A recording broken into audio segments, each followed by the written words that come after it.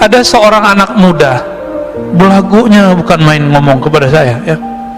Kita ngaji hikam, dia seorang marketing. Dia bilang, Ustadz tuh nggak ngerti ilmu marketing. Oh iya, terus gimana? Marketing itu kita harus campaign, iklan, bla bla bla, segala macam. Dia ngomong setengah jam, dia ngaji hikam Pak, jadinya hikam malah dia. Oh gitu ya, saya iyain aja ya. Karena orangnya udah nggak bisa masuk, jadi dia udah defense ya. Sekali doang ikut kajian kita udah nggak mau ikut lagi. Kita ngasih rahasia rezeki biar dia nggak terlalu nafsu, terobsesi. Ntar kalau dia terobsesi tinggi, merasa ilmu marketingnya yang bikin laku, gagal Pak, stres. Makanya banyak orang marketing tuh stres. Ciri-ciri doa kita langsung diijabah Allah. Mata atlaqa lisanaka bit-talab fa'alam annahu yuridu ayyu'tiyaka. Kapanpun saatnya atlaqa, Allah mengitlakkan. Apa arti itlak? Melancarkan lisanmu sehingga tidak ada beban dalam melafazkannya, dalam memintanya. Fa'alam, maka ketahuilah saat itu Allah sudah langsung menjawabmu. Saya mau tanya lagi Pak, adakah di dunia gerakan yang bukan digerakkan Allah? Ada nggak?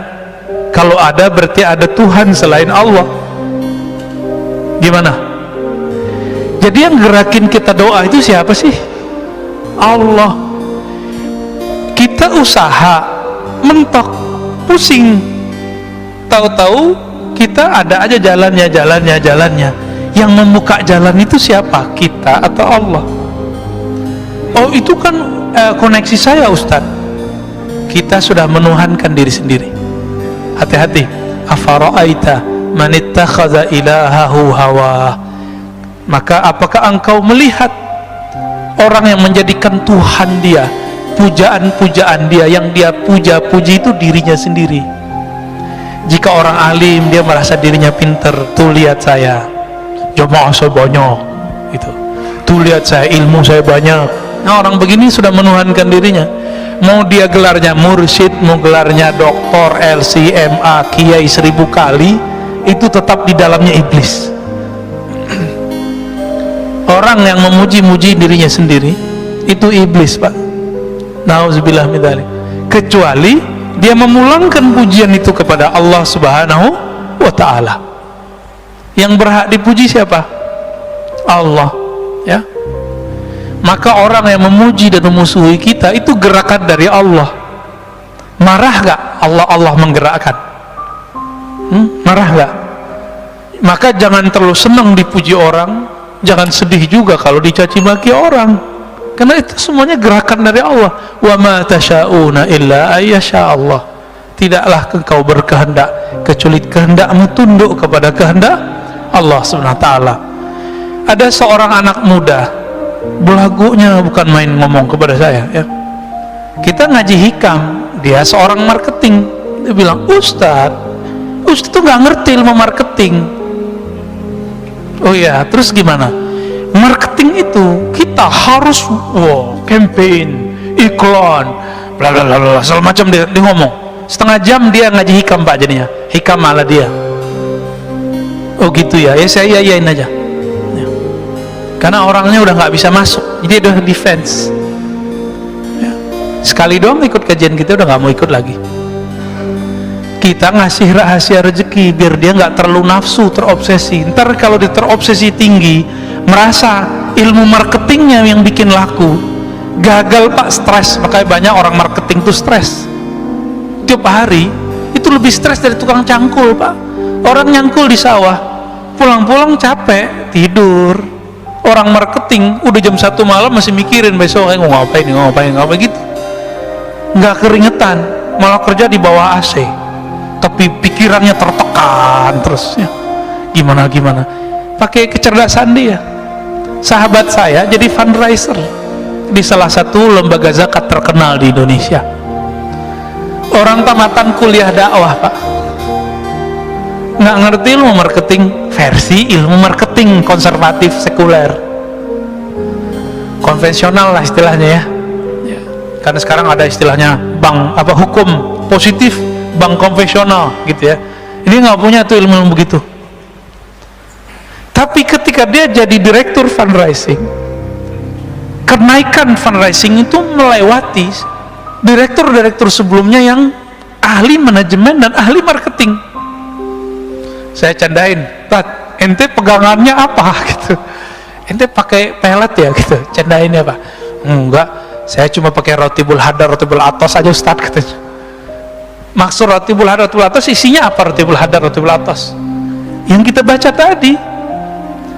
Saat-saat dia merasa butuh, memerlukan campur tangan Allah, itulah marketing paling hebat, Pak. Bapak kalau nggak percaya datang ke Majestic ya. Ini ada sahabat saya di situ, dia punya butik dan batik ya, terus punya food court. Saya tanya, kamu pakai online nggak? Jauh sebelum zaman online begini nih. Enggak Ustaz, saya online ilallah katanya. Loh maksudnya gimana tuh Mas gitu. Saya itu Ustaz punya karyawan 40-an orang, kami semuanya menghidupkan channel sholat duha katanya. Terus kalau kami doa, orang kan doa, jika ya Allah, jika rezeki kami di langit turunkanlah, di bumi keluarkanlah, jika jauh dekatkanlah, kan begitu. Kalau kami lebih eksplisit Ustaz, jika di langit ya Allah turunkan ke toko kami. Sebutin Pak tokonya. Jika di bumi maka keluarkanlah, antar ke toko kami. Yang minta sehari itu, jadi mereka sip-sipan sholat duhanya, gantian. Jadi mulai dari jam 8 sampai jam 11 nggak berhenti tuh orang sholat duha. Mirip-mirip seperti ahbab tabligh, kalau mau jauh lah ada ahli zikir jadi pojok masjid. Serius sama lah, ini marketing langit ini. Bisa begitu, dan ada aja yang datang. Dia beli batik 80 juta Pak, kain doang udah robek dikit tuh, dibeli 80 juta. Kata istrinya, ente bahlul juga ya, ngapain dibeli begini-ginian gitu, kira-kira terjemahan bahasa aneh loh ya, bukan bahasa beliau. Tahu-tahu udah lama dia nggak minat mau dijual, tapi feelingnya ini sudah ada sahibnya nih yang bakal jadi tuan ini. Ternyata tiba-tiba ada orang Chinese datang, dia lagi nyari batik-batik lama yang dulu apa istilahnya ya, ditulis oleh moyang-moyangnya dulu. Ketemu berdesir, ditawar Pak 2 kali lipat, dilepas. Tadi 80 sekarang jadi 160 ya, kurang-kurangan dikit lah. Kenapa? Online ilallah. Orang nggak mau mikirin yang begini. Cuma 3 tahun kebeli sekian toko dia. Di depannya orang jualan udah 20 tahun begitu-gitu aja. Pak masih pakai gerobak. Kita nggak ngeremahin siapa-siapa Pak. Ini berbicara marketing langit. Ya, yaitu. Nah, inilah ilmu pengasihan tertinggi. Ilmu jalbur rizq. Apa jalbur rizq? Kan orang-orang usaha ini nyari-nyari itu kemana-mana. Antum gak usah kemana-mana, nyarinya ada di kamar kita, ada di atas sajadah kita. Jadi yang usaha nih, gak usah ijazah-ijazahan antum, gak usah datang ke kiai mana. Kiainya gak musyrik, antumnya yang musyrik ya. Ntar dikasih raja-raja, dikasih minum-minum yang ada raja, ntar banyak lagi jin dalam badan kita kan. Ntar dikasih apa, simbol-simbol jimat. Dianya nggak musyrik karena dia tahu ini cuma simbol aja, tapi antum jadi musyrik karena kemudian menduakan itu. Ilmu ini ada Pak, ilmu fiqh namanya. Imam Ghazali pakar ilmu itu, dan beliau ahli tauhid. Beliau tahu mana yang tauhid, mana yang tidak tauhid. Cuma yang nggak ngerti bilang itu syirik kan. Dia lupa imamnya Ibnu Taimiyah, imamnya Ibnu Qayyim tuh ngerti ilmu ini. Dan Ibnu Qayyim membolehkannya dalam kitab Tibbun Nabawi, menganggapnya sebagai tib nabawi. Tapi dia hilangkan istilah wifiq. Jimat nggak ada istilahnya diganti dengan kaf al-kitabah. Cari Tibun Nabawi, antum kalau nggak percaya lihat di kitab itu, sudah ada terjemahannya kan, bab kitabah, tulisan gitu judulnya. Malas baca sih ya, dari dulu aneh udah sampein soalnya. Jadi kadang-kadang kita makan dulu masih mahasiswa, makan, masuk warteg, masuk rumah makan fulan, masuk resto, saya tuh nggak nyaman Pak kadang, karena tiba-tiba saya mata itu liar aja ngeliat sudut mana, ternyata di situ ada raja, ternyata di ujung mana ada jimat. Nah itu bikin nggak nyaman tuh makan di situ. Ya, maka teman-teman praktisi hikmah pun tolong ajari kliennya, muridnya, santrinya tauhid, baru diajarin itu wifi. Kalau nggak usah deh, ntar jadi musyrik ya. Ajarin ini aja nih ya, sholat duha ya, sholat duha.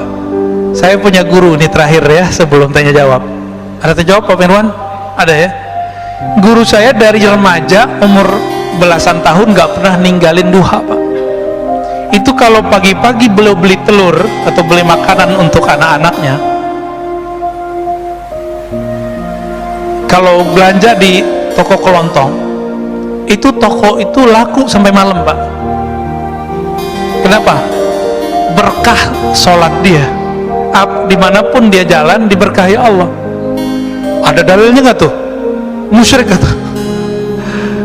Baca kitab biar nggak jadi musyrik.